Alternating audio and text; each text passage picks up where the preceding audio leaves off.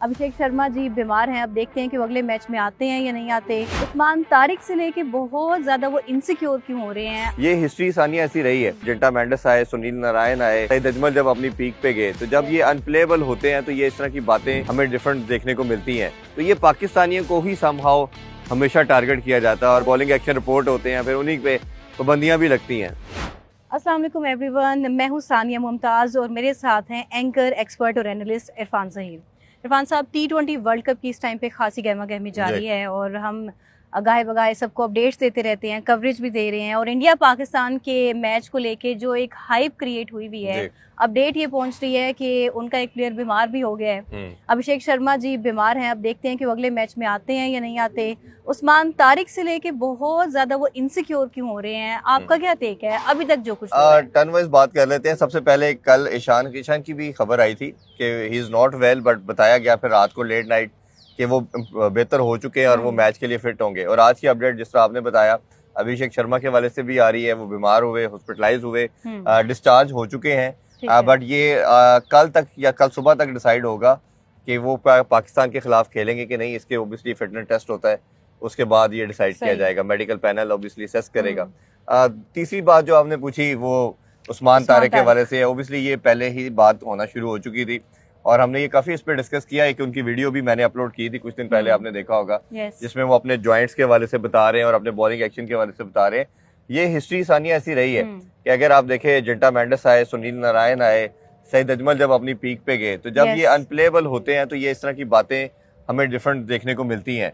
जब पॉइंट मेरा बड़ा सिंपल सा है, अगर कोई ऐसा ही आपको किसी पे लगता है कि बॉलिंग को चेक कर रहा है, कोई ऐसा प्रॉब्लम है, मशकूक है, कोई ऐसा डाउट लग रहा है, तो ये मैच रेफरी का काम है, प्लेयर्स का नहीं है। जब आम पब्लिक जब इस पे बात करना शुरू कर देती है और सिर्फ एक सर्टेन ग्रुप या एलिगेशंस इतनी ज्यादा बढ़ाई है कि फेक न्यूज ये सर्कुलेट होगी कि आईसीसी ने प्रेस रिलीज दे दी है, एक नोटिस दे दिया और कहा है कि उस्मान तारिक का टेस्ट होगा। देखिए ये सारा एक खबरें भी फैला रहे हैं अलग जो आ रही है वो एक ही कंट्री से आ रही है, हमारे नेबर कंट्री इंडिया की तरफ से। ये तमाम उनके लोग बात कर रहे हैं, बाकी कोई दुनिया इस पे बात नहीं कर रही। और ये जिस तरह हमने हिस्ट्री देखी है कि जब पहले किसी प्लेयर पे खेलना मुश्किल होता तो ये बातें की जाती है, जैसे ही उसका खेलने लग पड़ते हैं। जिस तरह मैंने जेंटा मेंडिस की बात की, सुनील नारायण शुरू में जब आप नहीं खेल पाते थे। जो बॉलिंग एक्शन है, मशकूक हमेशा दूसरी कंट्रीज के प्लेयर्स के आते हैं, कभी किसी इंडियन प्लेयर पे बात आया, ये बॉलर पे बात नहीं, हरभजन सिंह पे भी बात हुई, लेकिन कभी भी अश्विन पे भी किसी टाइम पे बात नहीं लगा।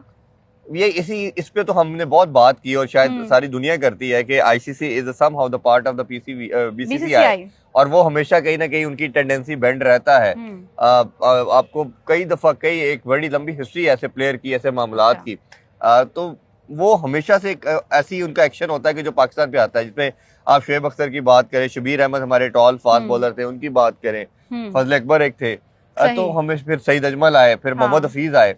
तो ये पाकिस्तानियों को ही समहाउ हमेशा टारगेट किया जाता है और फिर उनके बॉलिंग एक्शन रिपोर्ट होते हैं, फिर उन्हीं पे पाबंदियां भी लगती हैं। दुनिया की किसी कंट्री के ऊपर इस तरह की हमने चीजें नहीं देखी। बट जहां तक उस्मान तारिक की बात है, 2 दफा क्लियर कर चुके हैं, अभी रिसेंटली भी करके आए हैं, पीएसएल खेले हैं, ILT खेले हैं, तो मेरा नहीं ख्याल किसी तरह का प्रॉब्लम है।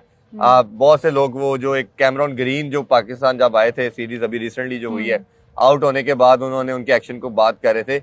देखिए उसमें टेक्निकली अगर देखा जाए तो बाजू का मसला नहीं, एंगल का है। एंगल जो है वो उनका, मलिंगा का भी ऐसे था साइडवेज, तो एंगल को आईसीसी एक सर्टेन डायमेंशन के अंदर उसको रूल को अप्लाई करता है, लीगलाइज करता है।